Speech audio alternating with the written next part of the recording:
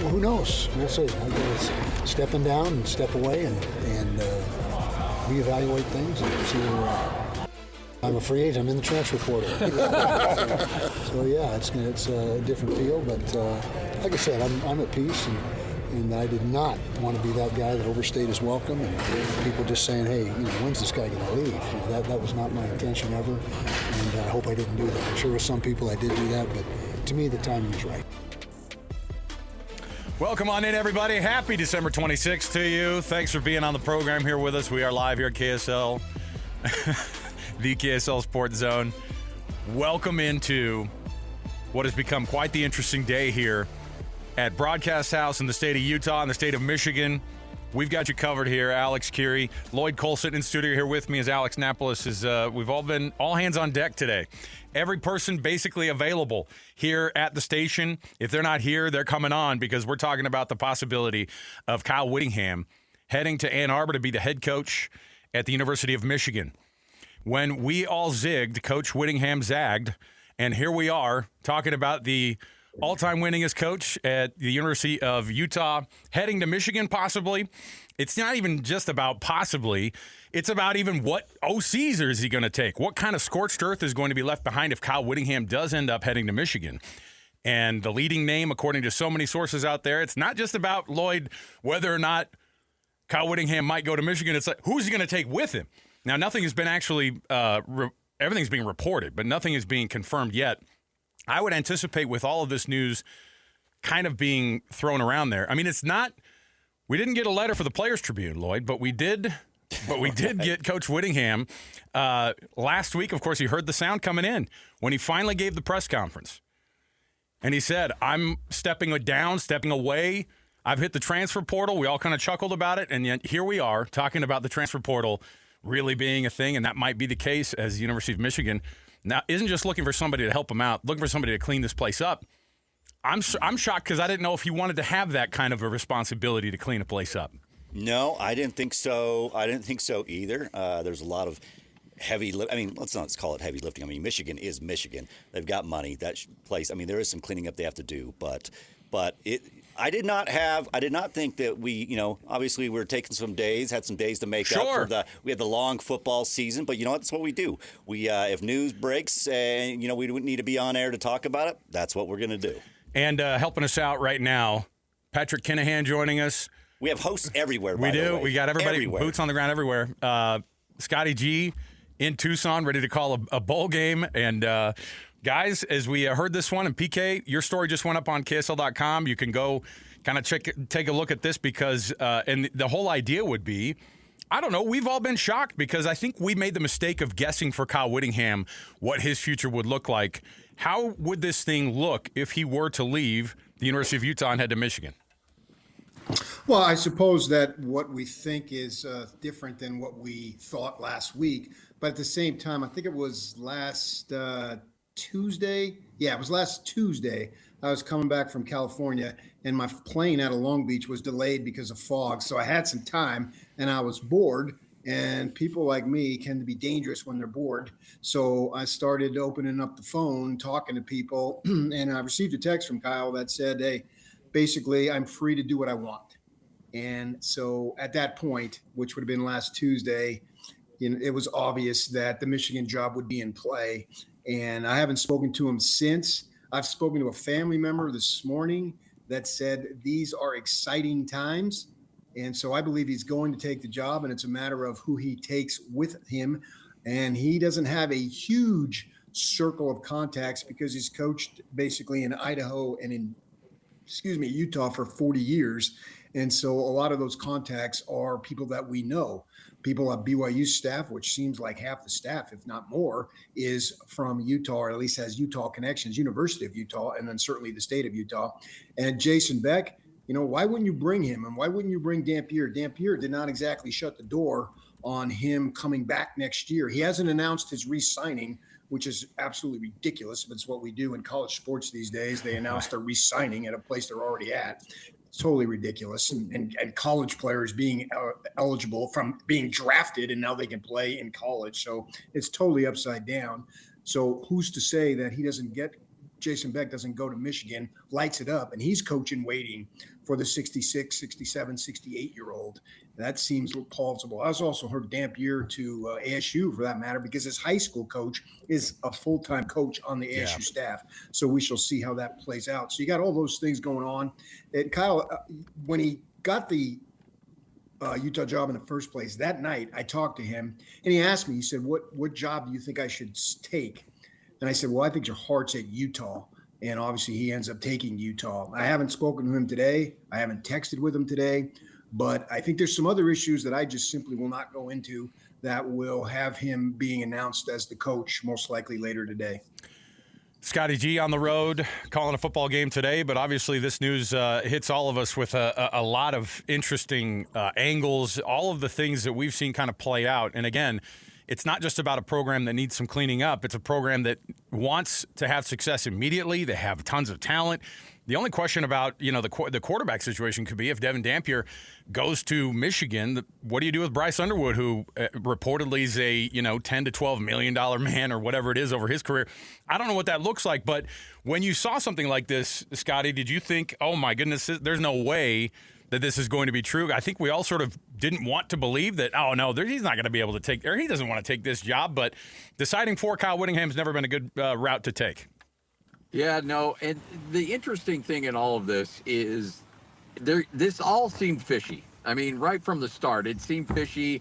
The press release saying that he's stepping down instead of retiring. So, and then when Kyle got that media availability and he's dropping in transfer portal, he's saying, I'm a free agent. I want to see what this is like. And so that was your first indication, like, okay, for whatever reason, it didn't end well at Utah. And I don't know what happened at the University of Utah, but the fact is, if Kyle Whittingham had gas left in the tank, he needs to be the head coach of the University of Utah. Plain and simple. End of story. If he wants to keep coaching, then he needs to be at the University of Utah. And somebody screwed that up. Now, I don't know who. I'm not blaming anybody. To be Kyle Whittingham as the head coach at the University of Utah. And Morgan Scalley, I know that his time has come, and Morgan, I think, will be great. Morgan will do a tremendous job. But it just blows me away that Kyle Whittingham is still a head coach in the FCS football or FBS football, and he's not going to be at the University of Utah. It's wild because I think that we anticipated, a guy riding off into the sunset, PK. That's what we were preparing for, and he wasn't prepared for it. Why is it that taking a job like this is going to have, kind of some messy implications? Who knows what the future might hold? That's got to be made attractive to him, and it's not just the money part for him. I would assume that he would like to have a lot of things in place to where he could have success at the University of Michigan. And, of course, the winningest program in the history of college football. They want him to have success very, very soon. How do you do that with the possibility? Is there even a world where sanctions even happen anymore in college football? Sanctions? Well, what are you? What are you like? Is it the year 2000 here? Sanctions? Hey, come on. Is there even a body? We have Bronco Mendenhall. Scotty can talk about this. We have Bronco Mendenhall weekly, and he would just make a joke of the tampering. And there was a hotline. He called it a phantom hotline, and nobody ever answered it. Or if they answered it, if you left some message there, I don't know if they ever heard it, or they certainly didn't enforce it. I mean, I had a coach tell me 2 weeks ago that I asked him, I said, the transfer portal doesn't start till January 2nd. Are you allowed to contact people until before then? He said, no, but everybody's doing it. He said, it's the schools that win do that. And we know Michigan wins, and we know that, my gosh, they had on the field and off the field issues. So Kyle, if you're going to go, you don't go to New Mexico State. No offense to the other Aggies. I love them dearly. You're going to go to Michigan, and you're basically, let's call it like it is here with Kyle Whittingham. Who's to say that he doesn't win big there? And what he brings is a ton of credibility. He's a Hall of Fame coach. How many times do you have a situation like this and you replace him a week later with a Hall of Fame coach? That would be approximately never. It's literally never happened. But this crazy world in which we live in, clearly he was prodded to retire, but they didn't force him out enough to actually do it. They probably thought he would retire and have that cushy job making almost $1 million. Well, he basically gave them the finger and said, forget that. I'm going to go coach. I'm continuing. I'm 66 years old. I'm still fired up, and I want to keep doing it. And now I'm going to go show the world, man. What can I do at Michigan? Obviously, he's going to win big. Where is Ohio State in relation to Ann Arbor? You know, he's the school down south again. He's going to have that, right? Isn't Michigan a little higher? My wife's mother grew up in Ann Arbor, and I've already texted some family members this morning and said, "Oh, you'll absolutely love it there." I've been there. Bob Seger, and Whittingham is a classic rock guy. Bob Seger grew up in Ann Arbor. I mean, come on. This is a great match, man. He's turning the page. There he goes on the road again, playing star. Yeah, that's who he is. He's playing star again at Michigan. Good for him. Yeah, I want to know, too, because we obviously talk about what the possibility will look like for the future of Michigan football. And I think, as your piece points to, too, I mean, this is a guy who's got a squeaky clean reputation. He will clean a place up. I think that he needs to, and he'll do what he can to be able to do it. And then there's the part, Scotty G, about the scorched earth that's left behind here at the University of Utah. I think we all know, like you said, Morgan Scalley is as talented as it gets. There's a reason he's been the coach in waiting. There's a reason that he got the job that he's going to get. The question is now, how do you recover from the idea that you could end up losing that offensive coordinator after just one season? Losing also the possibility of maybe some other staff in there. I mean, this could even affect the BYU staff going forward here. This is not just a big hire for Michigan. This could affect everybody around here. Oh, the amount of dominoes that are going to fall from this is going to be ridiculous because, hey, you know what? If I'm Kyle Whittingham and I need a defensive coordinator because Morgan obviously is going to be the head coach of the University of Utah, who's your first phone call? I call Jay Hill. Now, I don't know if Jay's been called or not, right? But that's the guy I call immediately saying, hey, Jay, come to Ann Arbor with me. Let's make a lot of money and make a name for ourselves here in Michigan. Now, I don't know if Jay answers that phone call or not, but I think if you're doing your job, and as PK mentioned, you want to keep your circle tight, then you call Jay Hill immediately and say, Jay, you want to come with me? What are they paying down there? Well, guess what? I can triple it. So whatever you want, let's go. And then you look at, obviously Jason Beck. You've got to do, to your point about Bryce Underwood, you've got to do whatever you can to keep Bryce Underwood. Yeah. Love Devin Dampier, hell of a quarterback for sure, but Bryce Underwood's at a different level. So you got to do whatever you can to keep Bryce Underwood. And I think Jason Beck, with the offense that he's put up over the last couple of years, you're getting Devin Dampier on steroids with Bryce Underwood. So I think that's got to be appealing to him. And then you look at, hey, you know what? You've got one of the best D-line coaches in the country in Lewis Powell. Say, Lewis, hey, how would you like to become the highest paid defensive line coach in college football? Sharif, how would you like to be the highest paid safeties coach or the highest paid special teams coordinator in all of college football? I can do that now because Kyle Whittingham, to your point, PK, Kyle Whittingham's gone through his career as being the plucky underdog. He's always been the guy who's done more with less, whether it's beating Alabama in a Sugar Bowl or coming into the Pac-12 as the new kid on the block, and then all of a sudden winning Pac-12 title games and going to the Rose Bowl. Oh, look at David on his way to beat Goliath, and he's done such good things. They're such hardworking, bust their tail guys, and they're doing it with less talent. Now you give him an unlimited budget, and you give him all the resources he could possibly think of, all the talent he could possibly have, and then let's see what Kyle Whittingham could do. This could get really interesting really quickly. As you look at this thing play out, PK, obviously, I mean, we all talked about this, like this guy, he would just ride off into the sunset when he was going to be done. How much of this is the fact that this guy doesn't just have a lot in the tank, he's got, all of it still potentially in tank, and all the things that he's going to bring with him experience-wise. From a winning standpoint, how does he affect Michigan right out of the gate? Because bringing in an OC is one thing, but there is going to be the side of where you got to clean up a program a little bit, and they're anticipating that from an administrative standpoint, he's got to make sure that all those things get dialed up because there has to be an image situation that Michigan has to. There's no way Biff Poggi would have ever gotten that gig. You've got to clean up the entire place and blow it all out, and so this is the way that they do it, is bringing in a guy like Kyle Whittingham. I can recall when Dillingham got the job at ASU, obviously we've had it going back and forth with my allegiance to the Sun Devils, and he's called me out in public. We've had fun. He told me, he said, the days of taking 3 to 4 years to rebuild a program are over. That you can go in the transfer portal and you could transform literally immediately. And so he's going to give you most likely 3 years, right? And so with that in mind, if you are a kid who wants to get to the NFL, particularly on the defensive side, who better to train you? Look at all the kids that he's put into the NFL that nobody threw a parade or we had a big hubbub when they signed or committed with Utah. And then we see a year or two later, who is this kid? And this kid is really good. I can recall, what was the one kid? Eric Rowe. Remember him? Was a defensive back for Utah. And so we're standing on the sidelines. We used to be able to go to practice just a few years ago. It's the first day and they break into the scrimmage, certainly the first week where they do some teamwork, which is basically a scrimmage. Without the live tackling. And he was with the second team.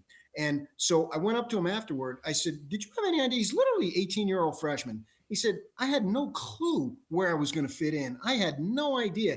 And then I go to Kyle afterward. We're walking back to the football facility. I said, what about this Rowe kid? Oh, yeah. Oh my gosh, this kid has got NFL potential written all over him. We knew. That's why we recruited him. Well, he's from Texas. Why the heck didn't Texas recruit him? Texas A&M. I can go down the list, right? In those days, they were Mountain West. They weren't even maybe they were Pac-12. I can't remember. I think they probably were Pac-12. But the fact is that Eric Rowe, he identified Eric Rowe and got him into the NFL for several years to where he gets the pension now and he can really play it. He was a smart kid too, so he's probably going to parlay that money into more money.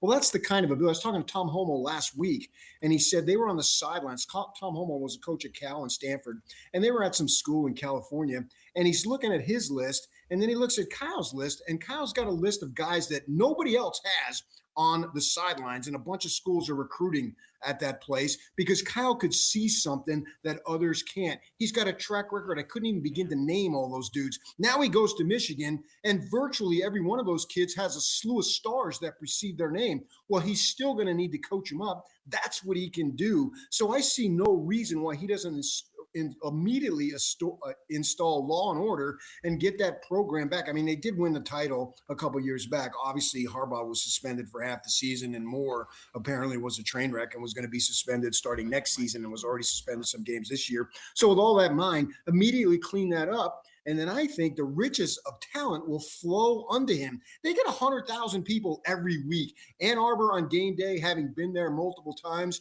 is as good as any place, including the NFL. It's probably even better than that stupid soccer over in Europe. Has to drop the soccer reference, of course, the stupid soccer reference during this get-go. DJ's not even on, PK. Why are you giving shots on soccer, man? I know that's just habit. Yeah, we're gonna get into it. We'll get DJ's thought later, and I'm sure soccer will come back up. Yeah, go ahead. But the thing to PK's point that I think he's spot on about, I was I'm a Broncos fan, so I'm always keeping eyes on the Broncos, and Karrini Reed signs a undrafted free agent contract with the Broncos, and George Payton, who's the general manager of the Broncos, was asked, well, what led you to sign him? And he said, because he went to the University of Utah, and we've had great success with the University of Utah. And when we know kids coming from that program, if they're tied with another player in our evaluation, we'll always go with the Utah guy because we know what we get out of the University of Utah. We know the scheme they run. We know what they develop, how they develop those players. And so we know they're going to fit in very quickly. And so that's what you go on that recruiting trail. Say, not only are we coming to Michigan, not only are we going to pay you more money than anybody else, not only are you going to play in front of 100,000 people and on national TV every single solitary game, but we're going to get you ready for the NFL because we put dudes in the NFL. We put dudes with no stars in the NFL. Eric Weddle, heard of him? Yeah, he should be in the Hall of Fame. Guess what? Nobody recruited that guy except for us. But guess what? We put him in the NFL, and he's probably going to go in the Hall of Fame. So you're a 5-star guy. Just imagine what we can do with you in a year or two in our program. So let's go. Let's load up. The only thing that could be negative recruiting against Kyle Whittingham would be, well, guess what? Who are the quarterbacks that he's developed? Who are the quarterbacks he's put in the league? Well, guess what? You can figure that out really quickly with Jason Beck and say, look, we turned Devin Dampier into a superstar. Bryce Underwood, imagine what we can do with you in this offensive system. it just makes too much sense. And back to your point about the image, like Michigan has an image problem right now. They don't have a win-loss. Even last year, they won games. They're fine from a win-loss standpoint. What they need is somebody to come in and provide an image of, we're taking this seriously. No more guys taking footage of other teams wearing a Groucho Marx mustache on a sideline. No more of the issues that you've dealt with the previous head coach. We're going to hire the Mormon guy from Utah. Who better to clean up the program than Kyle Whittingham and still win a hell of a lot of games as well? So you've got a handful of issues, of course, in Michigan. The Sharon Moore firing and the whole weirdness that's come out with that, and you know the charges that he's facing of misdemeanor stalking, felony home invasion, breaking and entering. You've got that. You've got the sign stealing situation. You had the staffer who was breaking into people's emails. All of this, by the way, was happening during one of their best runs in the history of their program, which is wild to me that they had so many of these things going on, all this misconduct. The president of the university gets dismissed by the Board of Regents because of misconduct with an alleged employee of the university. All these things add up to. They were still able to have success even though all this crap was going on in the background. I would imagine if they get somebody with a head on screwed straight, PK, you're going to get a program not just cleaned up, but you could be right onto the track of winning immediately. Oh, I don't see why not, particularly too at Michigan. You really have to take a chance as guys. Now, Kyle was known a little bit for taking a chance, right? Darren Carrington got kicked out of Oregon. Running back Devontae Booker had some issues in junior college. And both of those guys came to Utah and kept their noses clean. And Booker played in the NFL. They also had Josh Gordon. Remember him? And he could never pass a drug test. And so they got rid of him. And so he never actually took the field. It's a sad, sad story because the kid has had NFL talent. But at Michigan, do you need to take a chance on guys? Do they really? Unless you're freaking whomever. I mean, the greatest thing ever, somebody else is waiting in line, right? So unless you got good character kids, what's the point? Because you can have the talent. Now you can have talent and character. If these kids got bad, they're knuckleheads, Kyle's going to have no use for them, especially now, because never underestimate the Whittingham motivation. Now, I'm talking about Kyle's father, who's in the great beyond. And I'm talking about Kyle just had a grandbaby here a couple of weeks ago. Even that grandbaby at the grandbaby stage, at the baby stage, has the fierce Whittingham motivation to, I'll show you, right? So you combine a little bit of revenge and a little bit of spite. Well, let's face it, man. That guy thrives on that stuff. Just ask Joe Glenn about that, right? Joe Glenn with some innocuous comment in the student union. Oh, we're going to win this week. And there we are. The Utes are up by 50 and Kyle's onside kicking, right? I'll show you, you know what. And so with that in mind here, with now added motivation and a little bit of spite, because I don't think he was forced out, but he clearly was prodded out. And I've written about this and I've said it multiple times. And if there's any story that in my 41 years in this business that I've gotten right, it's this one. And he was prodded to leave, and he basically said, all right, I'll go. And maybe he didn't quite say it, but I'll show you. And then he lands the Michigan job 2 weeks later. Is this the ultimate middle finger or what? Oh, for sure. Now, my question is, with the possibility of him getting prodded out, was there a buyout, do you think, that was part of this too, to make it to where there was a clean break so that he could pursue this? Well, I mean, working at a public institution, we can find that out. I think the job offer was there on the table that he could take unless he gets another job. Now that he's got another job, I would assume, underline the word assume, that it is a clean break, and he'll go and he'll make at least at minimum what he was making at Utah, maybe even $1 million or $2 million more. I don't know how much that's going to change in his life. As far as the quality of life. But yeah, I think the money will be there.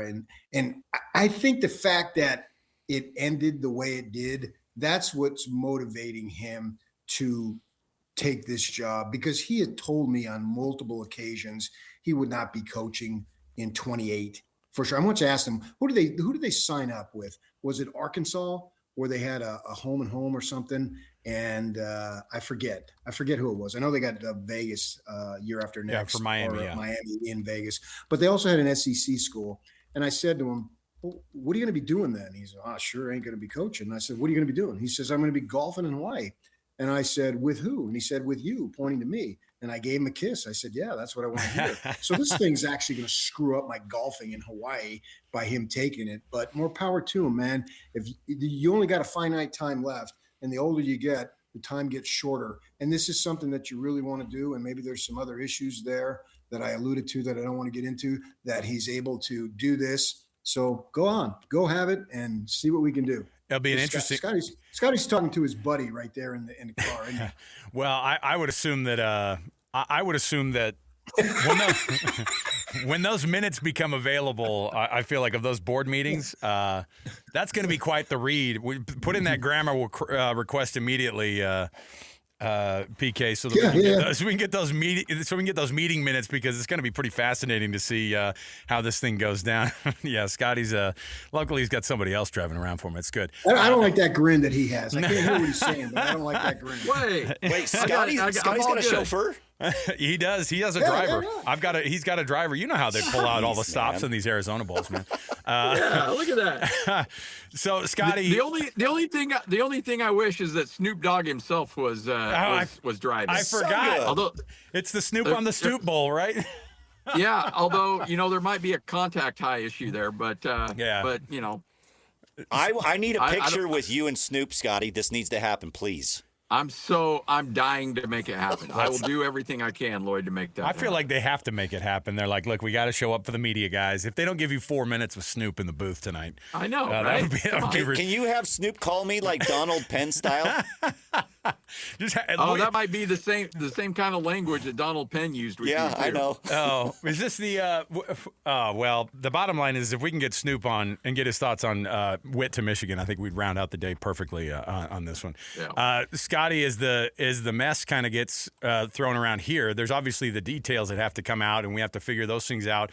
I think the University of Utah is going to come under quite a bit of criticism as PK is kind of referring to. I think that it's somewhere along the way, and I was chatting with a family member today who's in those conversations, in those rooms with the people that are in those boardrooms, and they're like, we screwed this up. That's the thought. Did Utah screw this one up then?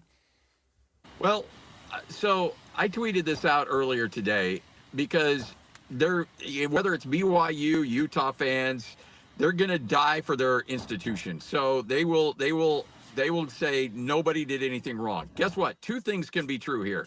Number one, Morgan Scalley can and probably will be a great head coach, and will be a head coach at the University of Utah, win a whole lot of games for decades to come. That can be true. You know what else can be true? Utah did Kyle Whittingham a little dirty. And I agree with PK. We lose Scotty here for a second? Well, we might have just dropped him a little bit, but I think it makes sense. I mean, if there's a mess.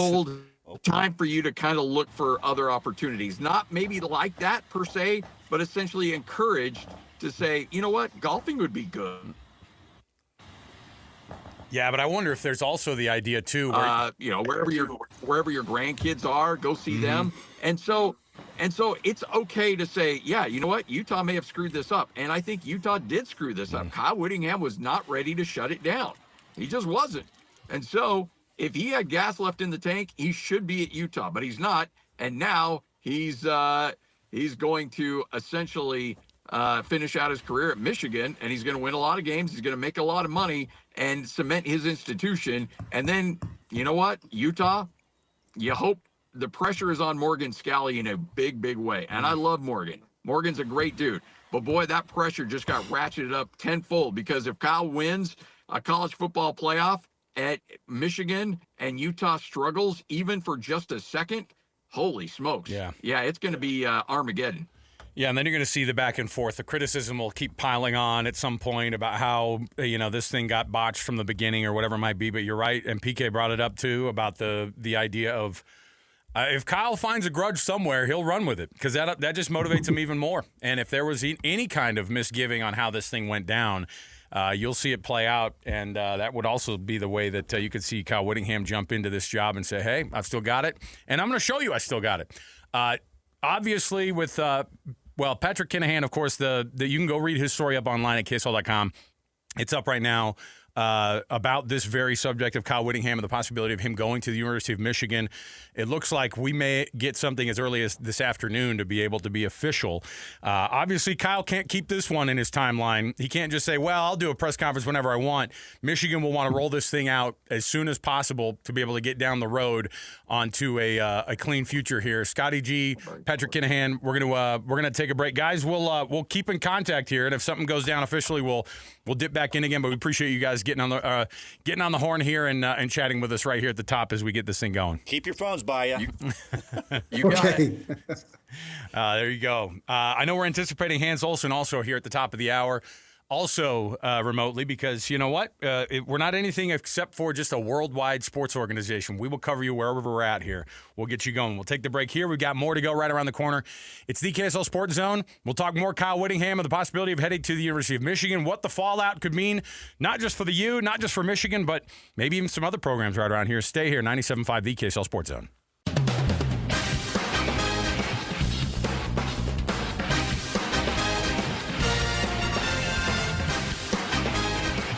I'm a free agent. I'm in the transfer portal. So yeah, it's a different feel. But like I said, I'm at peace, and I did not want to be that guy that overstayed his welcome. And people just saying, hey, when's this guy going to leave? That was not my intention ever, and I hope I didn't do that. I'm sure with some people I did do that, but to me the timing was right. I don't know what we were thinking. To think that guy would retire ever if he's got a coaching drop left in that body. And just based off of those comments now that you heard from Kyle Whittingham from this last week at his first press availability after it was made known that he was stepping down and Morgan Scalley was officially going to be the head coach of the University of Utah. Well, now the dominoes falling in a very different direction toward Ann Arbor, Michigan, where the top name coming out of the coaching search looks to be Kyle Whittingham. Not just looks to be Kyle Whittingham. We might expect if there is something that goes down, it will likely happen this afternoon. Got to remember, too, Michigan's on Eastern time, and so everything kind of gets pushed a little bit further. If we're going to get that Friday afternoon news dump, they're going to want to do it as big as they can do it so that they can see where that image can get turned around as soon as it can. Michigan is an absolute mess. Kyle Whittingham is the opposite of somebody who is a mess. He will bring in some discipline to the program, at the very least, an image of a program that's turning around and cleaning itself up, and that could be happening as soon as today. How does that affect the rest of the offensive coordinating position here with Jason Beck, who his name has already been floated out there as the likely top name to be considered after just 1 year at the University of Utah? Then you think about the players that could possibly go with him. Where does Bryce Underwood work in all this, the five-star recruit quarterback at the University of Michigan, and what does that look like future-wise? Alex Kirry here, Lloyd Cole here with me in studio. Alex Neplis hitting the buttons, and live from the Phoenix Rising ride. I think he's actually on the ride right now. I think that's about as good as it gets if you can get the play-by-play going from the Busch Gardens down there in Florida. Hans Olsen joining us on the program. Hans, none of this is a total surprise because we've all worked in sports for a long time, and yet at the same time, this is as big a news as you can get here. When you saw that this could officially be going through, what were your thoughts? I'd like to thank Kyle Whittingham for making that decision and this news today while I'm at Busch Gardens with my family. I love and it. Stepped away. I've been on the phone for the last couple hours just trying to get any info, any details on what's happening. But are you on Falcons Fury? Hans, are you on Falcons Fury right now? No. I'm getting on the Iron Gwaza, and the Iron Gwaza is one of the highest free falls in the entire country. It's a 91-degree fall, and it's supposed to spill your guts out. So it's supposed to be a nice ride. But I'm actually just here with my girls, and I got my 3 girls, and I got Amanda out here, and we're just having a blast. But a lot of thoughts on it, Alex. You know, I could sit here and stomp my feet and say that this should have never happened, and if Kyle wants to coach in Utah, he should coach in Utah. But at this point, I just kind of want to move on from it and just say, okay, now what? And the now what is not something that I like to face because I have loved doing sports radio in this state because I've loved to get to know these coaches and I'm familiar with them. And I know what I can get away with and what I can't get away with.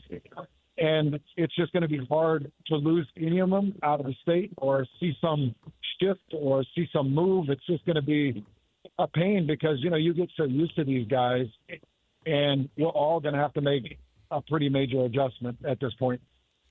It's not just a huge piece of news, but it's also, I mean, we have people who are like, yeah, you know what? He can move on to Michigan then. Tell me what the Utes are going to be like going forward. How on earth does Utah recover from not just the idea of, I mean, because Morgan Scalley, we knew he was going to be the head coach, and we knew what we get with Morgan Scalley.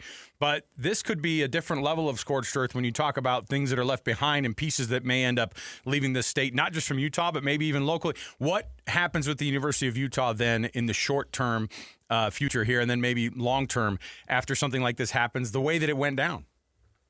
Let's look at a few things. I just sent a tweet out and I said, this looks like it's going to be the biggest shift in coaching in Utah history, in the state of Utah history. And people look at it and be like, oh, no, not in the history, in my history, 20 years that I've been on air. People look at it and be like, well, Bronco Mendenhall left and you brought in Kalani Sasaki. And there were a lot of things that stopped major dominoes. When Bronco left and Kalani came in, like there were already some hires with guys that weren't coaching, like Cy Detmer and Reno Mahe, and BYU was trying to save some money, and they were trying to make in-house decisions. And this one, I think, is going to have some dominoes that may have an effect across the state just based off of who Kyle Whittingham's attached to. And by the way, anybody that's listening, like, our Hans has inside sources, or Hans has talked to anybody. No, I really haven't. I've tried. I've been trying to get some information on it, but in typical Kyle Whittingham staff status, they don't answer, they don't take calls, they don't talk, and so it's really hard to get to things. So, okay, if they don't want to talk, then let's assume. Let's start assuming. Well, we all know that Jay Hill is very close to Kyle Whittingham, and we know Michigan pays well. So everybody sees the rumors out there. They see the buzz. They see the stir. Well, yeah, I mean, it's pretty easy to make that connection and say, well, Michigan could pay more than anybody. Jay loves Kyle. Kyle wants to go win a national championship, believes he's got the talent there. And if he doesn't have the talent, he's got the cachet and NIL that he can get it. So why wouldn't he say to Jay Hill, hey, let's go? No, it's up to Jay. And I'm not saying Jay would leave, and I'm not saying BYU wouldn't try to match or try to get to a big number. All I'm saying is make the connection. It's easy to make that connection. It's very easy to see. So I would assume he's talked to Jay Hill, and I would assume that he's talked to Jason Beck, because Jason Beck showed up and they had some pretty incredible success. And, you know, I think it would be an easy phone call to make. Okay, so let's talk about a few things here, guys. So let's just say that he pulls Jay Hill with him. Okay, well, who does Kalani know? Now Kalani is calling Colton Swan, or he's calling Lewis Powell. You know, okay, well, let's say Jason Beck leaves. Well, who's Morgan Scalley going to call? If I'm Morgan, I'm calling Aaron Roderick. I'm calling anybody that I have coached with, that I trust, that I know, that can come in and build me an offense that I can be successful with. So just understand that when I say that this is going to be maybe one of the craziest coaching changes we've seen, I'm just trying to draw some parallels here and make the connections of who knows who and what could possibly be done. And people could say, oh, wait a second, BYU can't poach a Utah coach. Well, that was back in the day when Kalani Sasaki took the job as an independent head coach, and Utah was a couple of years into the Pac-12 and had built up this pool of money, and it was hard. Utah was poaching BYU coaches, and it was hard to even pull a Utah coach because of the stability and the money. And right now, we're looking at it, and it's like success is everywhere and money is everywhere. So everybody should be calling everybody. That's just how it should be. And by the way, like, I've already got Utah fans that are upset on Twitter, and I've got BYU fans that are upset on Twitter. I understand why you're upset. Like, I'm not happy about it either. I'm not happy that I could possibly lose some of these coaches out of this state. I'm not happy that Kyle Whittingham's leaving. That sucks for me. Kyle has been a close friend of mine. a very close friend of mine. So, okay, now let's talk about some of this coaching talent. Who would I contact first? If I'm Kyle Whittingham, outside of Jason Beck and Jay Hill, who I think I would go for my offensive coordinator and defensive coordinator, the third guy I would call is Lewis Powell. I'm calling a D-line coach that has I was trying to put numbers together. I'm going back to Bradley and I'm going through like Lecky Fotu, and I'm going through Hunter Dimmick, and I've got a grip of guys under Lewis Powell. I think I got to about 235 sacks, guys. I've got 5 All-Americans. I've got about 235 sacks. I've got a recruiting extraordinaire, and he's my go-to guy. I called Lewis Powell and I say, hey, we're going to Michigan. Now, here's the other thing. If I'm Utah, if I'm Morgan Scally, I'm on the phone with Lewis right now. And I'm saying, Lewis, okay, fine, take Michigan's best offer, but you give me final say. We've been together a lot of years. I'm younger. I'm going to be here a lot more years. You get to stay in the state. You get to stay where people love you. You get to stay where you're really grounded in recruiting, and we'll get to that number, and we'll keep you safe. Morgan has got to be on the phone with administration and Lewis Powell. Lewis Powell is a bloodline that Utah cannot lose, and he's one that I would go after first. Okay, second. And again, outside of Jason Beck and Jay Hill, those are my coordinators that I would try to take with me. Second, I would go after Jim Harding.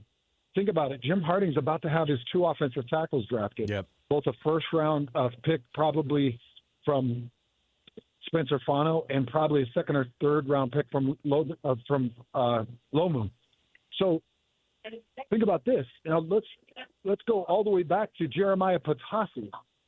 We got Jeremiah Patasi, and then we got everything in between. And by the way, I know these numbers because when Jim Harding was recruiting my son Ross, we were going through the numbers. I think he's got 11 draft picks after these 2 guys go. I think he's got 11 or 12 draft picks.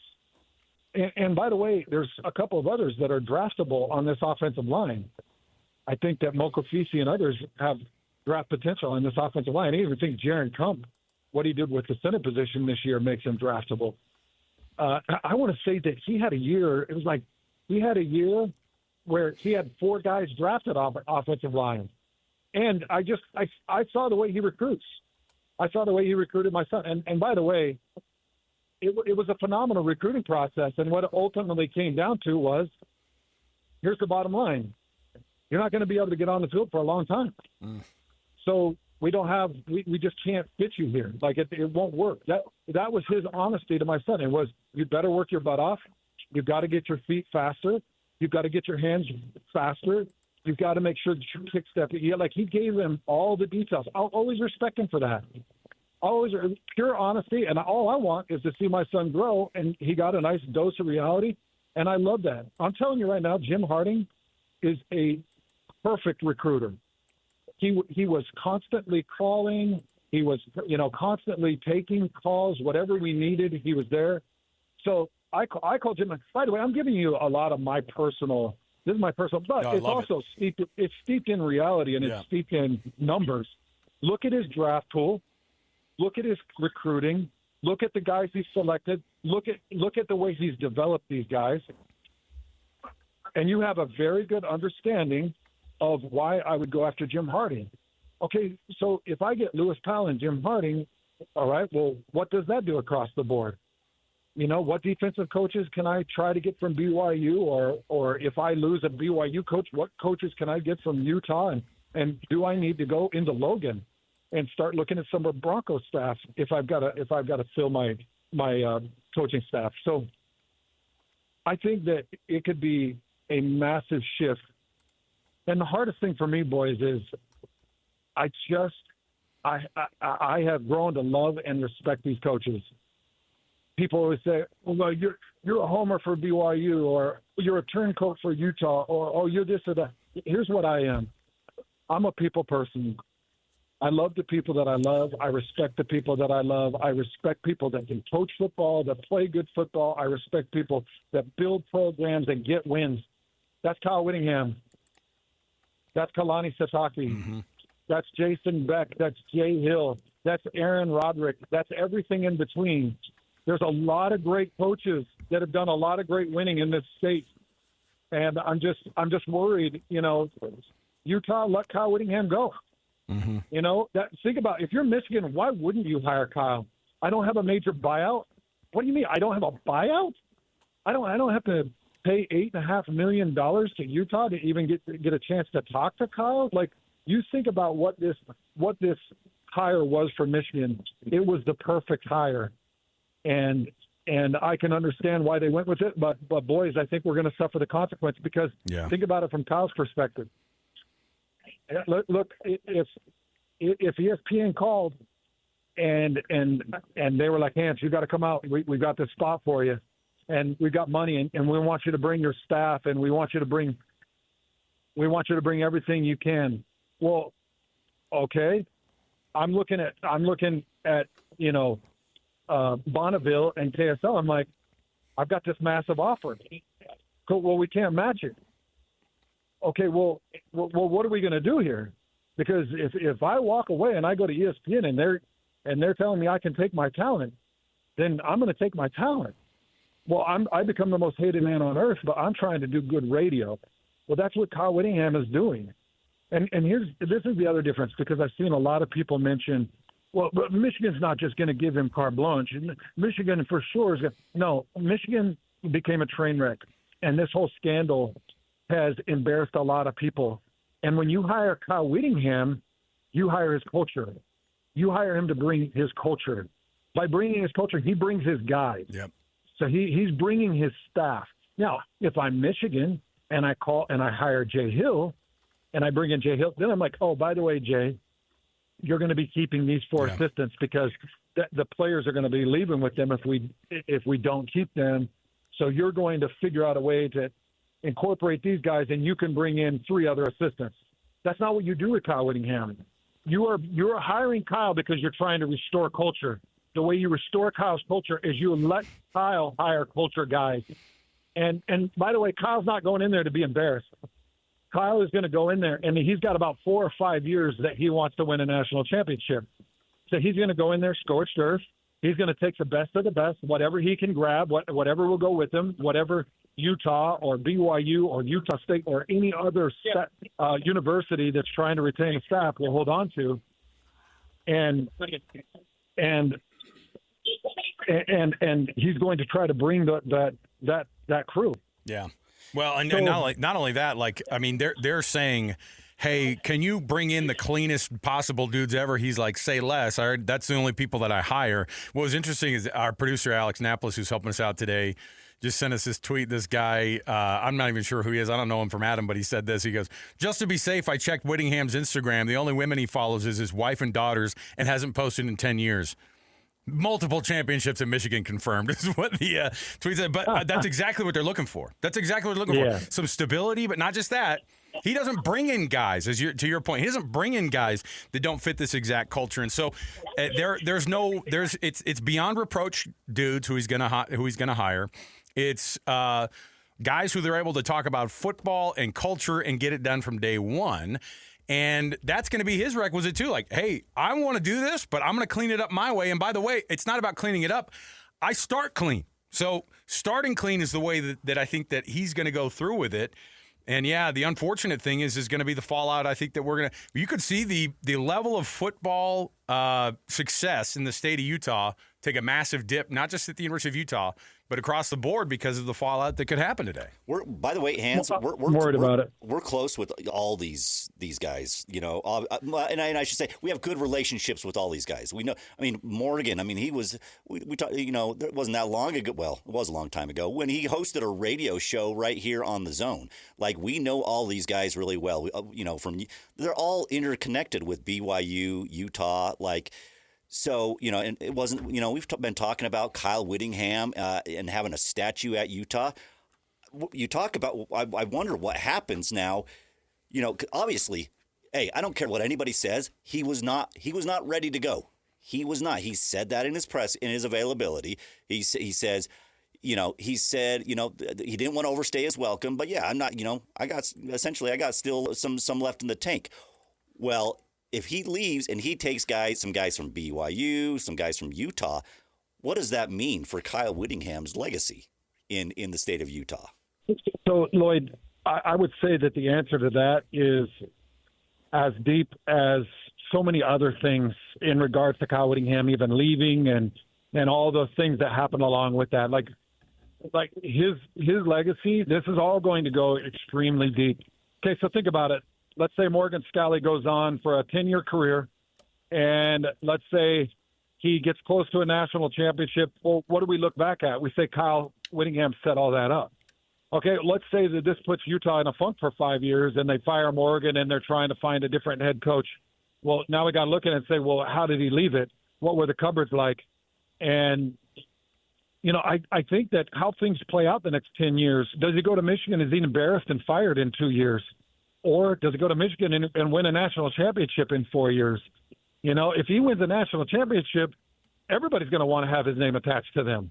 Well, this was Kyle Whittingham's breeding ground. This is where he started. This is where he got his boost. He took his staff from here. These are all homegrown guys, and the next thing you know, it's just it's a completely different conversation. So, Lloyd, I think in order to answer that, we got to let the next 10 years play out. Yeah. And just say, all right, where are we headed? Because if Kyle Whittingham finishes with a national championship at Michigan and Morgan Scally goes on to have the career we expect him to have, which is, great wins, good success, then I think everybody feels happy about it. And they're like, oh, man, Kyle Whittingham, what a blessing. This guy's incredible. I mean, look at Urban Meyer squatted in the state of Utah for a short period of time, and we still talk about Urban Meyer. Kyle was here for 21 years. He was here for 21 years. There's people that are still wanting to put a statue of Urban at the University of Utah because of what they did in 2004. Look, as long as I'm on air, as long as I'm a part of this media, I'm going to ensure that Kyle Whittingham's name and his memory and his legacy stays intact and exactly where it should be. An amazing head coach that caused very little social drama, that didn't have major scandals, that hired good men. And yeah, okay, BYU fans, you can hate him all you want. And believe me, when he was piping BYU 9 times in a row, 10 or 11 years consecutively, yeah, it was a little bit tiresome. I'm sure BYU fans were like, this sucks. I hate this guy. He won't shake hands. He hates BYU. He hates everything blue. He calls him the team down south. I get it. BYU fans, you can hate him all you want. And I totally understand it. I'm just telling you, he coaches the way I coach. He's the type of coach I'd play football for.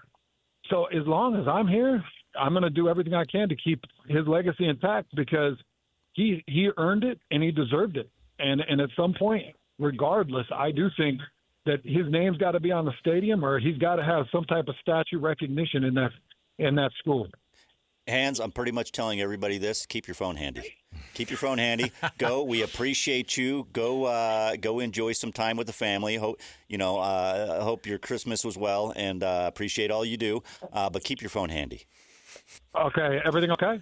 Yeah, we're just working through all this, man. It's just all this. If more happens, keep your phone handy because I'm going to be calling you. Well, Hans, we appreciate it because we're asking everybody to basically take some time away from their family on a day that we were all assuming maybe we'd have off. But you're a pro. You always do it, so we appreciate it, man. No. I mean, like literally, I'm getting on this ride, this roller coaster ride. I'll stay off of it and I'll do whatever I got to do. I hope the sports fans in the state understand how much we care. I hope they know. Like, I'm here with my 3 girls. Say hi. Hey, all you girls say hi. Say hi. Oh, hi. Say hi, Matt. I love it. Hi. I love it. That's what we do. We're all sitting here. They're all sitting here looking at me like, Dad, so this is what we're doing. Here's the deal, dude. I don't care. I love this state. I love sports radio. And I will do everything I need to do. And I'm just hoping that this works out okay for BYU. It works out okay for Utah because we know this. It's going to work out good for Kyle Whittingham. It's just who he is, and Michigan is going to push around who they need to push around. So there you go, boys.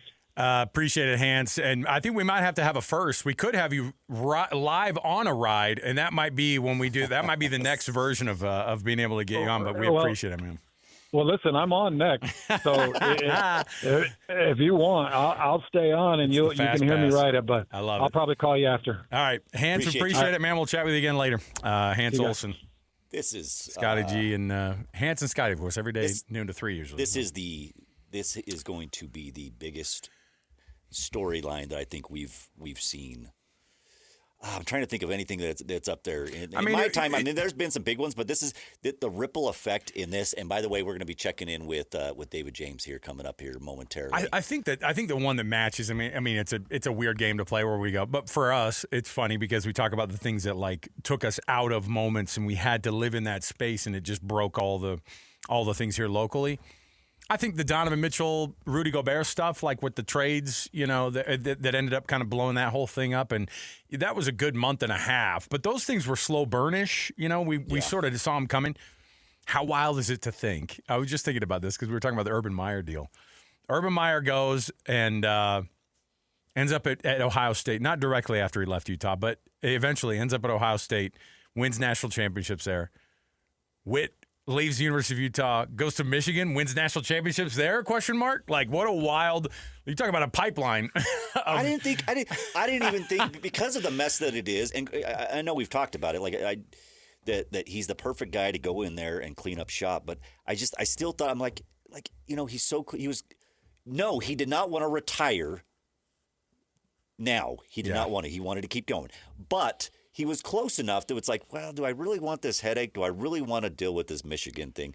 Do I really, and the fact that that's even a possibility tells me he has at least 3 to 5 more years in the tank. I think that 2015 college football, he couldn't do it because there would be a massive stupidity that he'd have to wade through that's not his fault.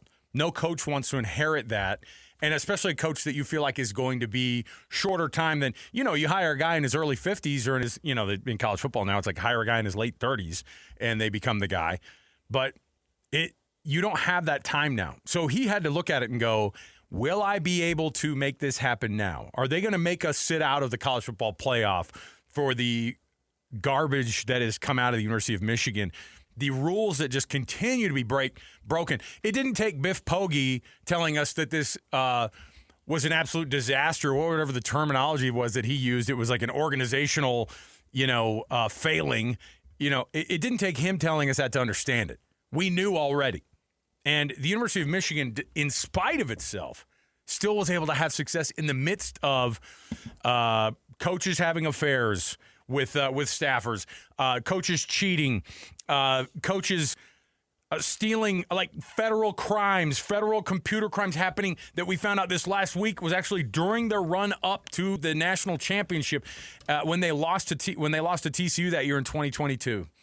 That was happening in the midst of all this. Now, do I think that Kyle Whittingham that it's going to be an easy go, that they immediately start winning? I don't think that's the case. I think you're going to have to deal with some mess for a minute.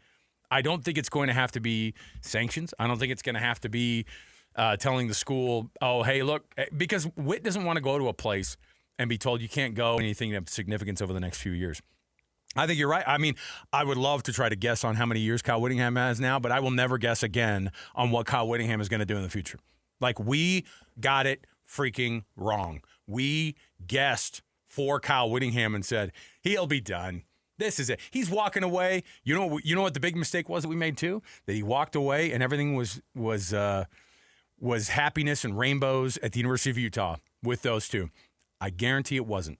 I guarantee that there were, and Whit would never have those hard feelings against any, like Morgan Scalley, any of those. He said too, he goes, I'm not going to be that guy that you're going to make look like the dude who wasn't walking away or who couldn't give it up. No, don't make me out to be that guy. Don't make me out to be that guy. In fact, I'll show you. All these things are pointed towards somebody, by the way, up there. All those things that he's saying. I think that we're going to find out. And again, the good news is we're going to find out some of this. Was there a buyout to cut ties with Kyle Whittingham? I think we're going to find out that the answer is yes. Was there a single or a bunch of people on that board that said, hey, let's do it this way. We got to move on.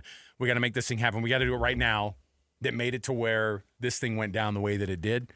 because you're going to get a lot of people who are looked at funny up at the U, I think, after all this, because they're going to go, did you guys really botch this? And the fans are not going to be happy. The fans are not going to be happy because the board wanted things to go according to their timeline, or a handful of people. I don't know who. So we'll see how it happens. They win, they're happy. There's no problem. Yeah, there shouldn't be. They have to win. But if they don't, there's going to be a little bit. There's going to be some grumpiness. How do you win at the rate that Whit did? 18 seasons of winning records out of 21, 7+ 10-win seasons, 2 Pac-12 championships, Coach of the Year honors, AP Coach of the Year in 2008, Pac-12 Coach of the Year 21 and 22. The guy is already a legend. He's already in the Hall of Fame, not just at the University of Utah, but college football. He will be in that College Football Hall of Fame just based off of this. And it'll take some years of trying to get back to – it'll have to be when he's totally done at Michigan. It'll have to be when everything kind of – the dust settles here. I do think that the legacy of Kyle Whittingham will be set. There's not going to be hard feelings there eventually, but I think in the short term, it's going to be awkward for a while. It's going to be really weird for a minute. And I think every program in the state is gonna see some big-time changes. All right, we'll take a break. When we come back, David James is going to join us. We're going to get some thoughts from DJ, who, of course, has been covering Kyle Whittingham, not just during the head coaching times at the University of Utah, but also the almost 40 years that he's been at this institution. We've got more to go around the corner. Stay right here with us as we break the news. We're waiting for an official word. The reports all pointing toward University of Utah former head coach Kyle Whittingham becoming the next head coach at the University of Michigan after Sharon Moore was dismissed, and after that program has gone through an absolute disaster of the last 3 or 4 years. We'll take that break. Lloyd Cole joining me. We've got Alex Napolis hitting the buttons. We've come in here to chat about all this today. Let's get this thing going. More to go around the corner. 97.5 the KSL Sports Zone. Well, like I said, I don't want to overstay my welcome. Somebody once told me that every year that goes by you're a coach, 10% of the fan base starts to hate you. And so after 20 years, they all, plus their kids and grandkids, probably hate me. So anyway, but it was a good run. It was a good run. And I'll say it one more time. I didn't want to be that hanger-oner that just people just got sick of. Well, it's certainly not going to be a hanger-oner here at the University of Utah. Kyle Whittingham. We don't know how close to a deal that this could be, but it according to a lot of sources, people are saying this is almost a done deal. We may see an announcement as soon as today. If you're Michigan, you want to make an announcement of a clean living coach into the future as soon as you can. The faster that you can get that whole staff out of that building and divorce yourself from any of those feelings and any of the actions and any of the things that went on with that University of Michigan team over the past 5 years, you get away from it as soon as you can. The way you do it is with guys like Kyle Whittingham, who are reportedly going to be taking that job at the University of Michigan. We'll see if that actually goes down because, look, like you said, I was saying it earlier, when Kyle Whittingham, when we zig, Kyle Whittingham zags, we have no idea what goes on in the head of that man. But I do think that if we do know anything, it's that he's a massive competitor. He has a hard time walking away from a job like that. He has a hard time walking away from coaching. Alex Kirry, by the way, Lloyd Cole, Alex Napolis here in studio. We jumped into the studio live today just over an hour and a half ago, and we started going at this thing and trying to figure it out. One of the people helping us figure all those things out, somebody with tremendous perspective on this, somebody who's covered Kyle Whittingham way into the past before he was even a head coach at the University of Utah. David James, DJ, joining us on the program. What's going on, DJ? What are your thoughts this morning as we thought we were going to have a nice day off and just hanging out? It's never like that in the world of sports. You got to be ready all the time for something like this. But how shocked were you to see that his name is tied very hardcore to the University of Michigan now?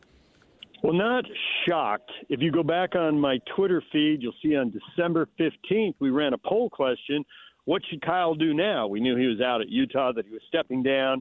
And, there was, go do something in the NFL and ski or golf and be a grandpa.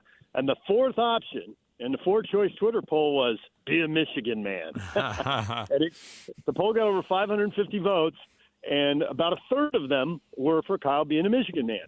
And so this has been on the radar. The only question is, he's 66, in my mind, the only question was he's 66 years old. That's not the ideal candidate. Historically, you'd like to hire someone who could be at school, 10 years or whatever. And that seems pretty optimistic for a 66-year-old. But everything in college football has sped up. And I was pretty sure he wouldn't be at the top of their list. But when I started thinking about who they could hire, I couldn't really figure out how he couldn't be at least top 5. Right.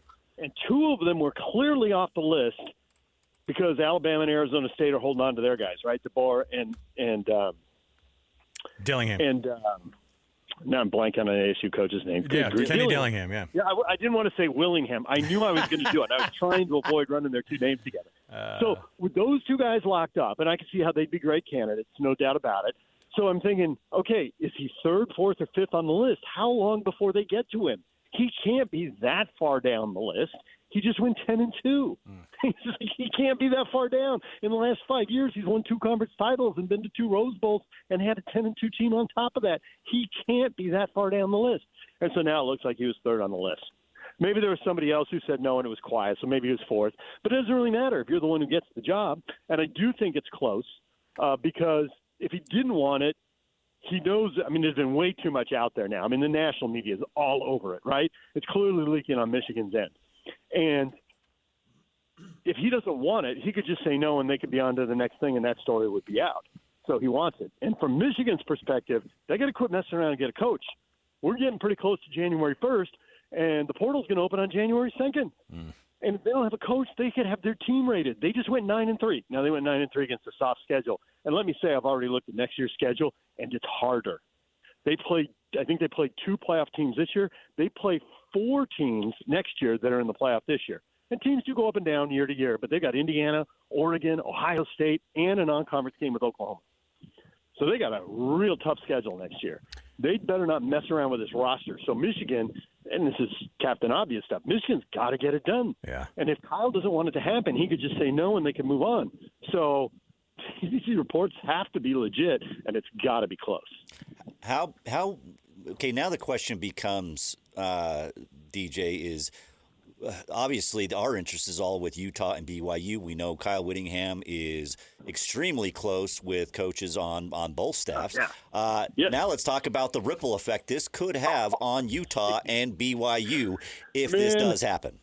Texting with people who know Kyle today, the word domino has been used so many times by so many people because, I guess, I just said it's got to be close, right? It could still fall apart. But I don't really think anybody I know believes it's going to.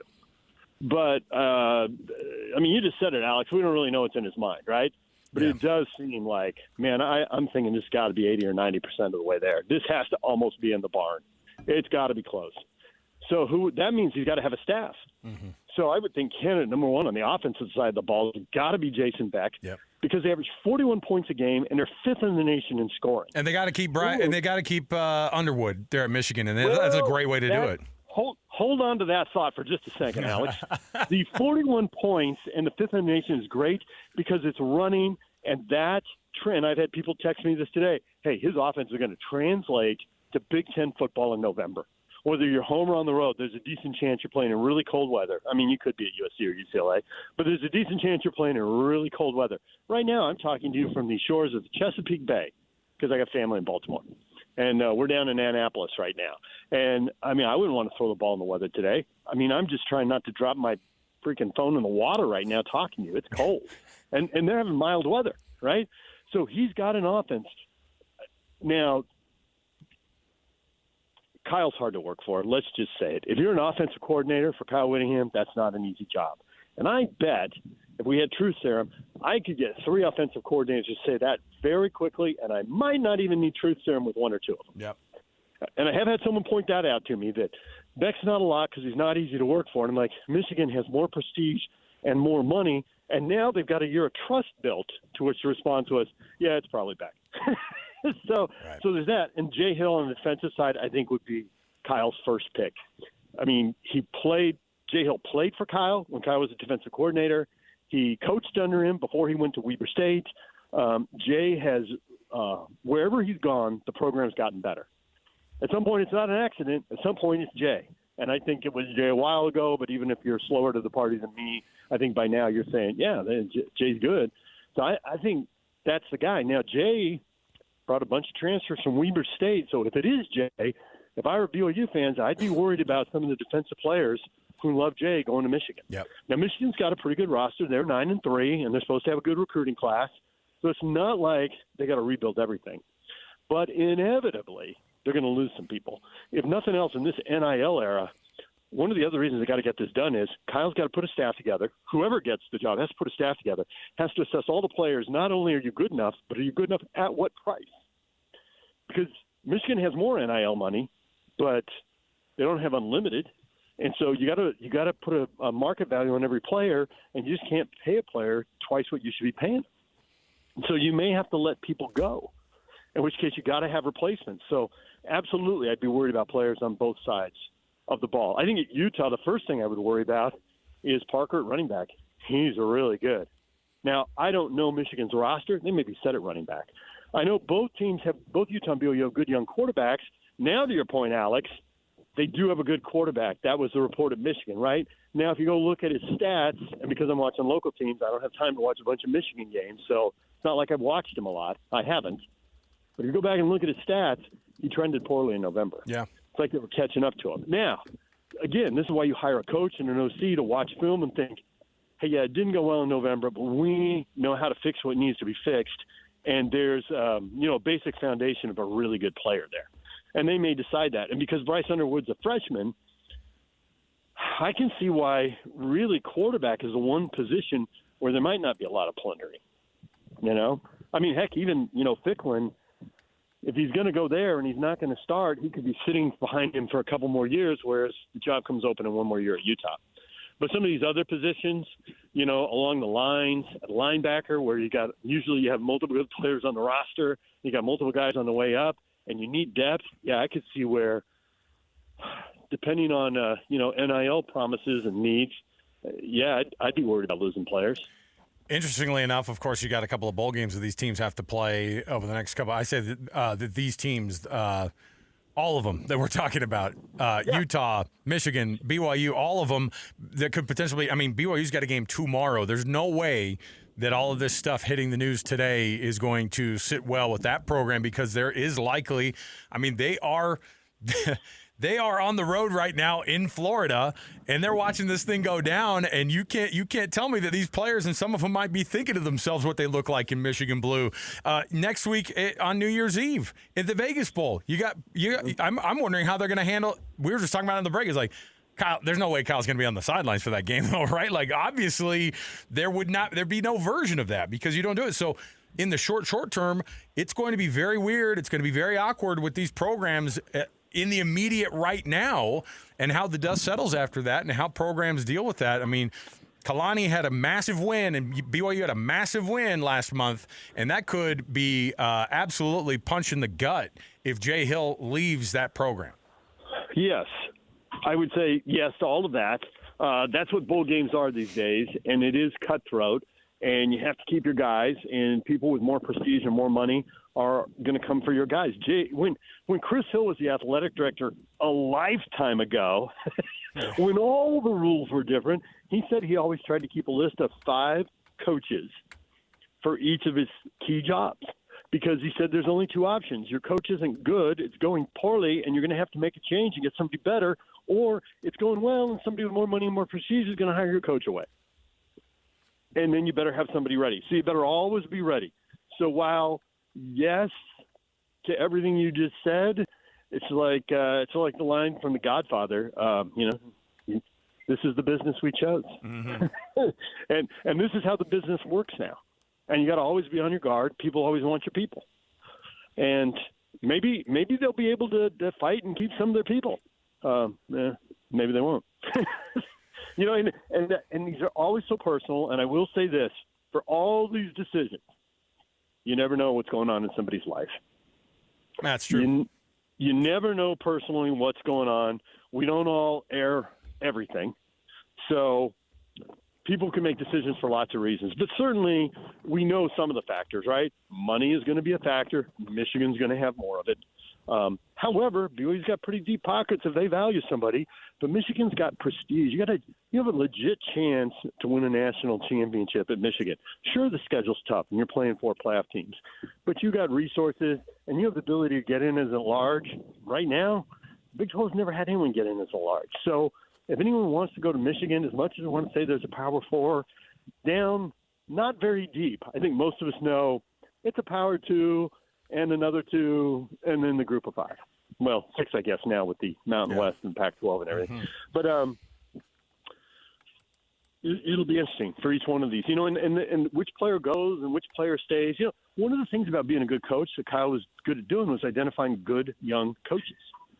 So you don't get to hold on to people forever. At some point, this is going to be an opportunity for another good young coach whether it's Kyle at Michigan or whether it's Morgan at Utah or whether it's Kalani at BYU or anybody else when the dominoes start falling. Are you good at identifying good young coaches? At one point, nobody knew who Jay Hill was. At one point, nobody knew who Kalani was. At one point, nobody knew who Morgan was. I mean, I distinctly remember because Kalani went to Arizona, so he was off my radar when he started coaching. And I knew it was at Southern Utah. And I remember when he got hired at Utah, I remember thinking, that was pretty fast. I wonder how good he is. And Kyle didn't have the rep at that point. It was more, they didn't have a lot of money, and these are the coaches who, A, wanted the job, and B, they could afford, and there weren't a lot of options because they spent all their money to keep Kyle. Well, not all of it, but a lot of it. So, hey, identify good young coaches. It looks like a problem in the moment, but problems are opportunities. So, and this is why you get the big money. Kalani's getting big money. Yep. Morgan's getting big money. So identify good young coaches if you lose some. It'll suck. You can take about 30 seconds to feel sorry for yourself, and then you got to go make a good decision.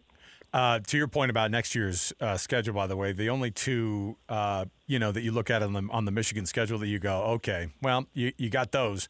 Western Michigan and UTEP are your 2 out-of-conference home games. But you're right, Oklahoma comes to Ann Arbor on September 12th. They have in their Big Ten schedule that's now 9 teams. Obviously, they play those 9 conference games. Indiana and Iowa, Penn State. They go to Oregon, and they go to Ohio State. I mean, it's not going to be easy next year. It's not going to be easy the year after. I mean, they're going to have to play these. And okay. right off the bat, you can't tell me that Kyle Whittingham's not licking his chops when he sees that kind of stuff, though, too. Right. I mean, is it hard? Absolutely. But, again, this is the business you chose. Yep. And as I said once a long time ago to a news director who was complaining, like, hey, you're the one who wanted that job. So, what you signed up for, man. I don't know what to tell you. Yeah, well, we already know Witt's going to be compensated very, very, very well. It's going to be interesting to see what the fallout is when we find out about how it went down that he left the University of Utah, if there was a buyout involved, all those questions that could be answered at some point thanks to a grandma request. I'm sure we're going to be able to do it and figure all those things out. And then when the dust settles in 10 years, Witt is still going to be the guy with his name possibly on the field at some point. I don't think that I don't think that his legacy is going to get affected long term. It's still going to get looked at. Now hard feelings forever? Segment, Alex. There could be some hard feelings here. Was he pushed out? Yeah, he didn't let him use the word retire in the press release. Yep.